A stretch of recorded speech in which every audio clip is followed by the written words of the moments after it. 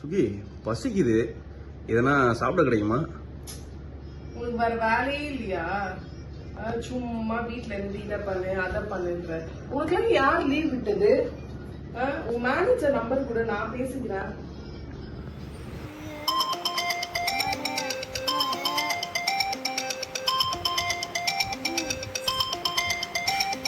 Hello, சொல்லுங்க G.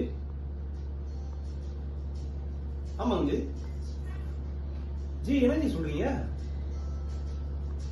G திடீர்னு இப்படி சொல்ல நான் என்ன பண்ண முடியும்?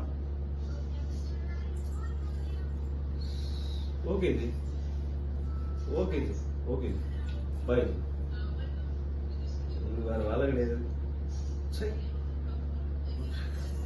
என்னடா கடன் கிடன் வாங்கிட்டியா? கடன்காரன் ஃபோன் பண்றானா? கடங்காரெல்லாம் இல்லடி, மேனேஜர் தான் ஃபோன் பண்றாரு. எந்த நேரத்துல வாய வச்சியோ நாளைக்கு ஆபீஸ் வர சொல்றாங்க. கடவுள் கணக்கு வந்திருக்கிறாரு. ஜாலி. இவ்வளவு நாள் வீட்டுல இருந்துட்ட, கஷ்டமா இருக்குடா நீ போறது. சரி, என்கிட்ட ஒரு ஸ்பெஷல் ஐட்டம் ஒண்ணு இருக்கு, அதை சாப்பிட்டு தெம்பா போ, உனக்கு செஞ்சு தரேன். ஓகே.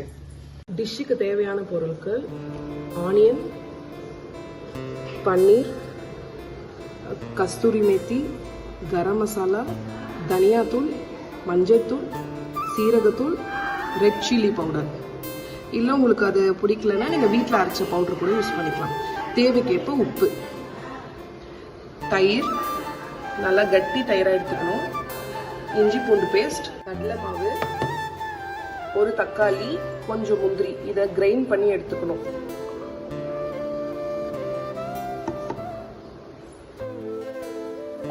நெய் போட்டுக்கலாம்.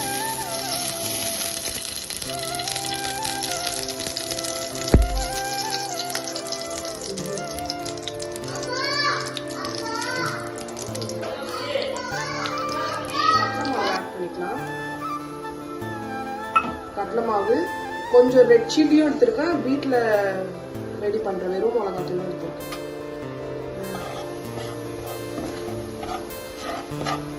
இதை நல்லா பேஸ்ட் மாதிரி நம்ம ரெடி பண்ணிக்கலாம்.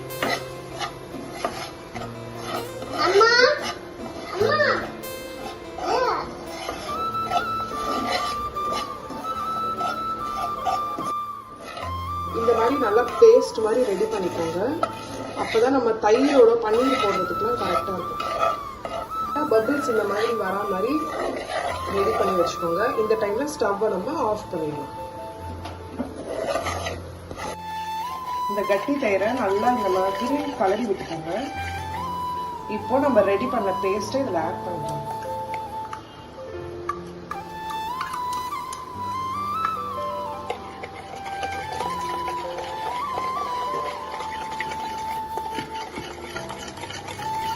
இப்போ நம்ம கட் பண்ணி வச்சிருந்த பன்னீரை ஆட் பண்ணிக்கலாம்.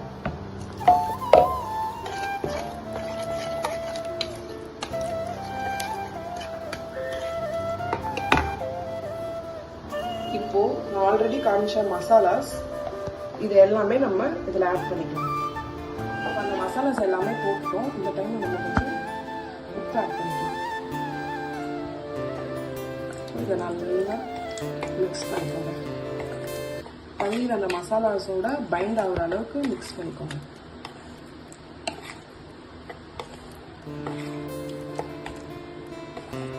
இதோ ஒரு 5 மினிட்ஸ் அப்படியே வச்சிடலாம். நம்ம பன்னீர் நல்லா மிக்ஸ் ஆயிடுச்சு. இப்போ இந்த டைம்ல நம்ம கஸ்தூரி மேத்தியை கொஞ்சம் க்ரஷ் பண்ணி சேர்த்துக்கலாம். அதே கடாயில இந்த பன்னீரை போட்டு நம்ம சும்மா சாட்டே பண்ண போறோம்.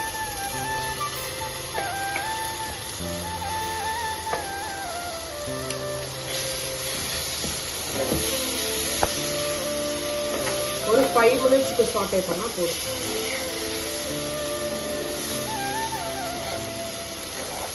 ரொம்ப சாட்டே பண்ணாதீங்க, பன்னீர்லாம் உடஞ்சிரும்.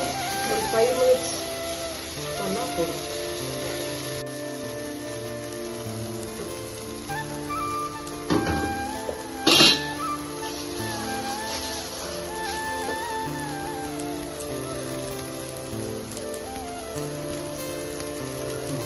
நல்லா மிக்ஸ் ஆயிடுச்சு.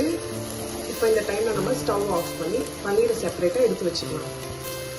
எண்ணெய் நல்லா காஞ்சிடுச்சு. இப்போ இந்த டைம் நம்ம சீரகம் கொஞ்சம் ஆட் பண்ணலாம்.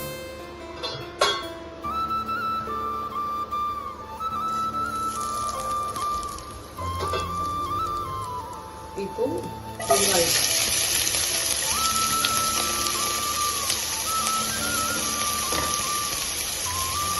தேவைக்கேற்ப இஞ்சி பூண்டு விழுது,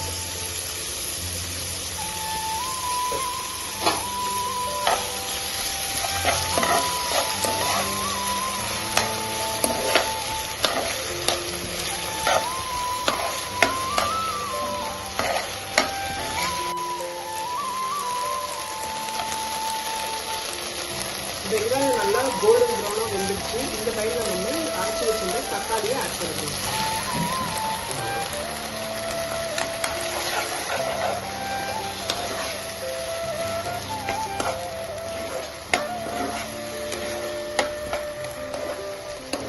வெங்காயத்து தக்காளியும் சேர்ந்து வரணும்.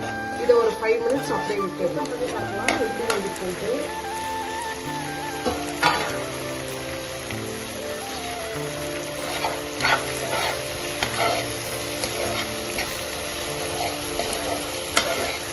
தக்காளியும் வெங்காயமும் நல்லா மிக்ஸ் ஆகி வந்துச்சு.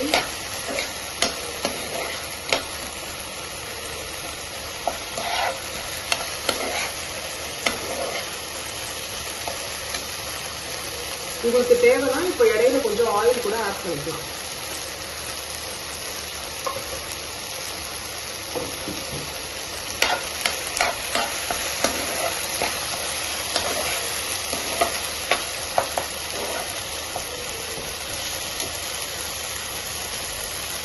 இந்த டைம்ல நம்ம ஆல்ரெடி ரெடி பண்ணி வச்சிருந்த அந்த பன்னீர் மிக்சரை ஆட் பண்ணிக்கலாம்.